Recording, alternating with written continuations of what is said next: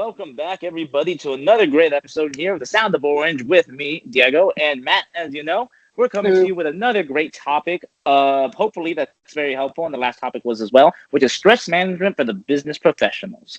So, that being any corporate worker or just anyone really in the day just feeling stressed and just needs tips and guides of how to try to manage it throughout the day so you can have better outcomes if it's not performance, whatever it may be. Matt, when it comes to stress management, what are your best tips that you got for the folks out here?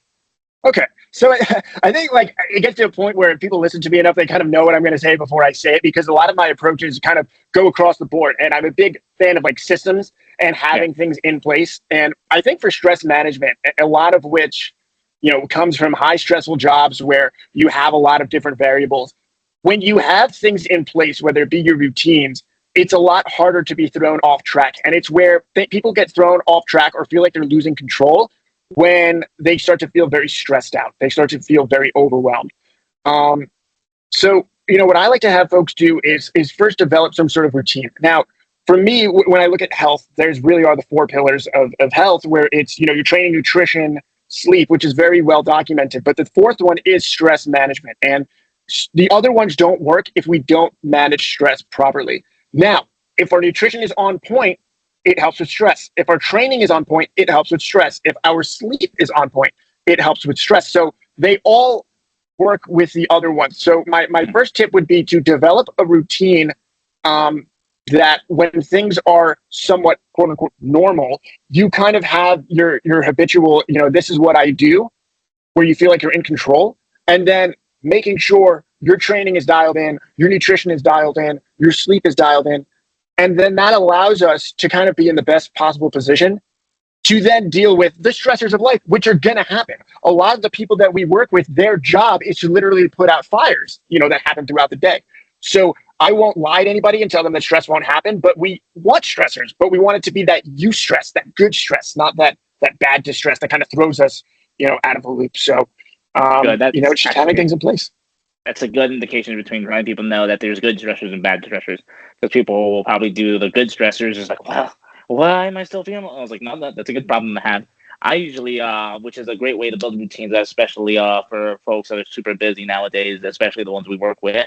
Usually I tell my folks once they're feeling stress, I think one of those things that can happen and help is doing a two birds, one stone type of thing, where I tell them pick up a hobby. So not only are you once this hobby can be anything, it can be something that their goals is fitness. I'll be like, hey, have you ever thought about joining a different type of specialty gym on the side, like a Muay Thai, Jiu-Jitsu, or a yoga class, Pilates, or a run club, something that will enhance and become an activity and hobby where they can manage that stress and push it towards something else to try to alleviate a little bit.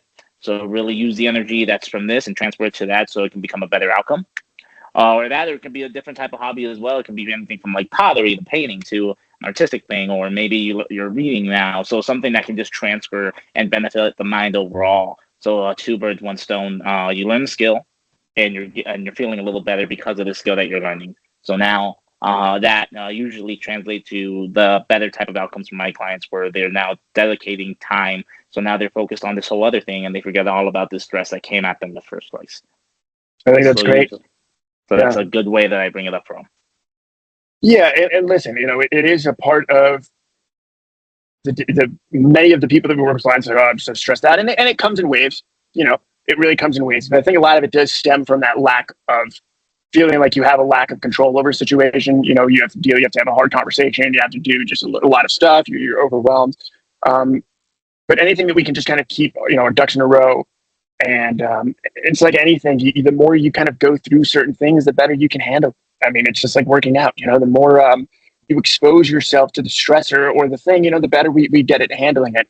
But there are some strategies that I think can really help people. I think certainly having a hobby is super important. Have that thing to look forward to really detach from your work life. And work life takes over so many people's life. It goes from that thing they do to just becomes like who they are. It becomes such a big part of their identity. But those recovery modalities, and for me, and someone that trains very hard, like recovery is important, but it really is more mental than anything. When you're doing, whether it's breath work or you're doing, you're getting massage or you're doing like these awesome massage chairs or something. Like it's just kind of just taking a step back and just being in the moment for a second where everything feels like it's going 100 miles an hour, just slowing it down. And the best way we can do that is through breathing. It's through the breath. Because if we can control our breath, and again, that's a word that's very operative with stress, that control, then all of a sudden things kind of fall back into like, I can handle this. I don't feel like things are getting away from me. I don't feel like I'm losing control of this situation. There's moments where there's things you just, you can't do, and you just realize that and you make the best decision you can possible. And a lot of people work as they do on a daily basis. It's like, I can't control the actions of others, but I can make the best decision possible with the information that I have at hand and make good judgments. Yeah, definitely slowing down. That's how I think about when you got to breathe it out and I guess slow it down. Because if you do, usually a few things happen. One, everything moves a little bit slower, and if it's moving slower, you can understand it a little bit clearer, and it's not so fast at you. So that's a good thing with breathing and meditation and things like that. That will come with it. And then the other things is once you do one thing at a time, usually when it's coming at you fast, you have so many things coming at you. You try to do it all at once, and you're seeing that you're not making any progress because you're trying to do it all at once. And instead of knocking one thing down by knocking one thing down, and by the end of the day, every individual thing that was troubling you, eventually you're able to get through, solve whatever it was that was stressing you out. If it's just a day, a project, even for me, the same thing as exercising is so hard mentally because I know my exercises are hard. And I'm the type of guy who I don't like to work out, but I understand how important it is. So I put myself through it. But every single time when I see a tough day, I'm like, my God. I was like, why is that so heavy? But I had to, all right, let's slow it down. Let's take on the first set, then second set. By the time before I know it, I'm done, And then the next part will be one of the things that we probably will preach heavily is physical activity. Physical activity to handle stress, especially to try to manage it. Because one thing that's true, at least I haven't heard anybody say, I regret working out after the end of every session, right? It's just something you don't say. So I think physical activity, making sure that's in your routine and that's in somewhere throughout your day is going to be a big part of how to manage stress day by day. Is just to make sure that is the only thing you try not to sacrifice. Because a lot of people, when they're stressed, will sacrifice, like, I guess I can't work out today. I have too much stuff to do. Yeah. And usually the effect of, if I sacrifice working out, I'll catch up to everything I did. But instead, usually what happens is it just becomes more stress because that stress reliever went away. Yeah, I mean, it's so true. And it's just like developing calluses. The more, and that's what working out does. You recognize, hey, when I go into this workout, there's going to be some discomfort, but I've been here before. I've been in that before, and I know that I can overcome it. And I know I'm going to feel better when I do. And stressful situations are no different. The more that you're in it, and a lot of the people we work with are in high stress situations quite frequently, the more you're just able to handle it because you got those reps in, and you're able to kind of stay calm under pressure. And you learn from the time before, and you're able to make better decisions every time, just like you learn from your activity, and you just make better decisions each time, and that's really how you grow. I don't want people to shy away from stress because I don't want people to shy away from doing great things, but at the same time, you just can't catastrophize. People like to catastrophize everything. It's like, take a step back and realize, like, okay, at the end of the day, it ain't that big of a deal. Like, we're not at war here. Like, I know it feels like this thing that you're dealing with is the most important thing in the world right now. Your world is crumbling. When you take a step back and get some perspective, you realize how silly it is. Yeah. And perspective is such a big part of it too. Like, it's like, think about the thing that is really stressing you out right now. And by the way, that's really more on a work level. That's not to say that people don't deal with very hard, very real things. Obviously we do, and there's seasons of life. But again, when those things happen, the thing that I found that helps people the most is having that routine to lay on. So when things feel like they're spiraling out of control, you have that thing that anchors you down, so you can't get taken with the wind. Yeah, and the routine thing, as it's actually quite very. When people think of routines, they think like all these things need to happen, which is also very simple. You can start with little things. Like to anyone listening, just try to start with making a list. Literally a list. We talked about in our last podcast for like controlled variables.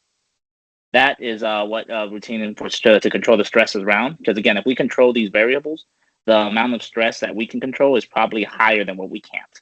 So one of those things, like maybe we just start with a list. After you start with a list, maybe you try to add another thing in there. Start with hey, this is my set time of just breath work, of making it a priority to have a time of relaxing of 5 minutes. Doesn't have to be that long. So little things that you just add in, especially throughout your day, sprinkle here, sprinkle there, will probably make a big difference that when your day's all said and done, really, when you're doing your tasks day to day. Because you're right, like people do have bigger problems, they get stressed, and the way you can handle it is obviously one through it, around it, or strategically trying to go with it. So that's usually how I tell people to go. I was like, okay, like let's roll with the punches here, but let's do it strategically. So here and there, strike here. And usually when you do those things, by the end of it all, it doesn't seem as bad as it would have when we first began. Yeah. Yeah. I mean, it's such writing it down, making a list. Like, okay, like, what is the thing that inside you need to be doing? What is the thing that's stressing you out? Like, say it out loud, write it down, make it into a list, do that thing first, and don't procrastinate. Don't procrastinate the hard conversation. Don't procrastinate the thing that you need to be getting done. And then you just take it, day by day or task by task, thing by thing, moment by moment, and you just stay in it. It's like, but you don't want to lean away from.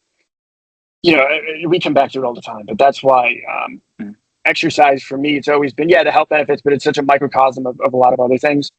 And you don't want to lean away from hard things, because people that lean away from hard things and just try to go for that thing that feels good or the thing that is easy, when hard times come or when stressful times come, you're not able to handle that. You don't have that resiliency. So building up that resiliency is really, it's preparing, it's doing it ahead of time. To deal with stressful situations, you have to do the work ahead of time.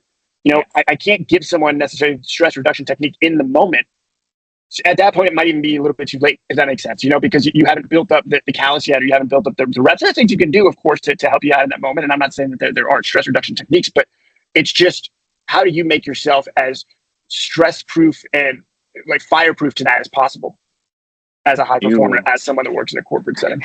It sounds like we're like, all right, guys, today I want you to go through the worst situations. Try to stop a bank robbery if you can really get yourself in there, But yes, it's just getting it started and making sure you are getting steps in to try to help you. One of the things that actually, for stress is, so people say get sun, and you probably heard the term grounding, where people just go outside to start off their day. If you just go outside, now usually grounding means you're taking off your feet, you're at one with earth and things like that. But depending where you live, you may not be able to do those things, especially in the city. But if you can just go outside to start off the day, usually that's just a good way to begin the day. So also another tip would be making sure you set the tone for the day. Get a good, strong start when you have these things. So again, when those stressful situations come, we'll be a little bit more ahead of the game, mostly because we set the tone. We started the day on the high note instead of letting the day come to and getting at us. Yeah, and grounding is incredibly powerful. It sounds very woo, but it is actually very backed up by science, and something that when you're barefoot outside and you kind of donate atoms to the earth, when you're walking outside, there are a ton of benefits on stress reduction that it has. Like that is actually very well documented, and I recommend anybody try it, even if it feels a little silly. Breathing, and when we talk about meditation, just sitting quietly by yourself for the first time, without the noise, without the phone, without this excess, because we're with too many inputs. I think that's why everybody's anxious all the time. There's too many inputs. Your Slack messenger, your email, your text messages, your phone. Like, everybody's got contacts you all the time. So if we can find a time, we can just block that out and just be a person. And that's why a lot of stress reduction stems from nature, because it's the antithesis of all of those things. It's the antithesis of technology. We get outside and we're in the sun. We're just getting that vitamin D. We're outside. We're getting fresh oxygen. We're just touching stuff. You walk around, touch a plant. I don't know. You just be close to nature. This antithesis of everything that we are inside these cubicles or these offices with these LED lighting. It's it's that opposite of the thing that we're exposed to all day that really makes us feel so much better. And there's a reason for that. And I hope whoever's listening, and maybe you have the thoughts like, I don't know, these guys, what are they talking about? Then they go outside and be like, okay, maybe they're on something. I really hope people go and out at least do this part, because I think that one's actually a big crucial part of the day. Because as most people know, there's a thing called seasonal depression, meaning once the season changes, you don't get as much sun, so there's chemical disruptions in the brain and things like that. So outside, being in nature, being able to enjoy it is a good, strong point to begin the day with. It's so true. That is so important for folks. Get outside for your lunch breaks if you can.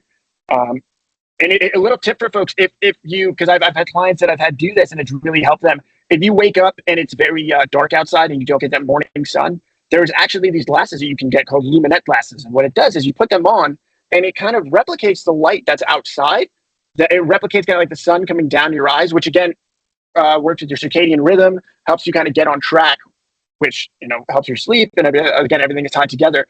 But that is such a good point, Diego, because that seasonal affect disorder is very, very real. And if we can't get enough sun, people are really going to feel that. And then all of a sudden that stress resiliency goes down tremendously. You find yourself getting sick more often, and it's just not a good place to be. And then probably our final tip on stress management, which honestly I'm going to speak for both of us, man. We probably think this one's the best out of all the tips we're going to give is walk. Go outside for walks. Walk here, walk there, walk everywhere if you can. The good power of a good walk during a lunch break. Maybe you're walking to the office. Maybe you're walking around the park. Walking is our best friend. That's when we advocate walking so much. And I cannot advocate enough for when it comes to stress management as well. A good walk might. They have this thing where sometimes I think the quote is, "You're not sad. Maybe you just need a haircut." Yeah. Or you're not sad. Maybe you just need like a sweet treat. But you're not sad. Maybe you just need a good walk. Is how I want to put it. A good walk could do a lot of great for your body, especially starting off the day or ending off the day, or even getting it back in the middle if you feel tired. Yeah, and isn't it ironic that one of the best stress reduction techniques is one of our favorite exercises, if not the exercise, which is walking. We're bipedal organisms. We're designed to walk, long distances at relatively slow paces. And that really is what the body needs. It gives you that movement. It gets out of that monotony of sitting all day in these office chairs and again, being in that inside lighting. So again, if you're looking for the best stress reduction techniques, just think about the antithesis of everything that we do in these offices and then do that, And obviously I'm not, I don't want to get people in trouble because they're spending the whole day outside, but as much as we can, as much as we can for lunch breaks, and you'll feel a lot better and it'll make you more productive. Mm-hmm. That is true. So, more of the stories. Walk more, breathe more, and then eventually, hopefully, basically everything you do in the office is try to do the opposite of. And I would say that one last one, Dave, is laugh more. Like, it's okay to laugh throughout the day. Like, if you can have one belly laugh, like real belly laugh a day, that also does such a great job for your overall health. Like, there's studies on that too. That brings your stress down. So, I know a lot of people are very serious, important jobs, but listen, like just laugh a little bit. It's not that big of a deal. It really isn't. Look at us setting the example already. Yeah, it's like, come on. All right, guys. So, laugh, walk, sun, ground, breathe. I don't want to go to a live, laugh, love. We're not going to do that. Do that thing. But you guys get it. Yeah. Who came up with that? Me and Matt. Trust me. Don't Google us. Just take our word for it. But all these things hopefully can help you out throughout the day. And if so, good. If you have any questions on more things we can elaborate within these things that'll be out today, as always, throw them in the comments. And Matt and I will do our best to answer them when we have the time. Other than that, guys, hopefully this made you a little bit less stressful. If it made you more stressful, we're so sorry. We can laugh it out later. So, other than that, we'll see you on the next episode of Sound is Orange. My name is Diego, and this is Matt, and I hope you guys have a wonderful weekend.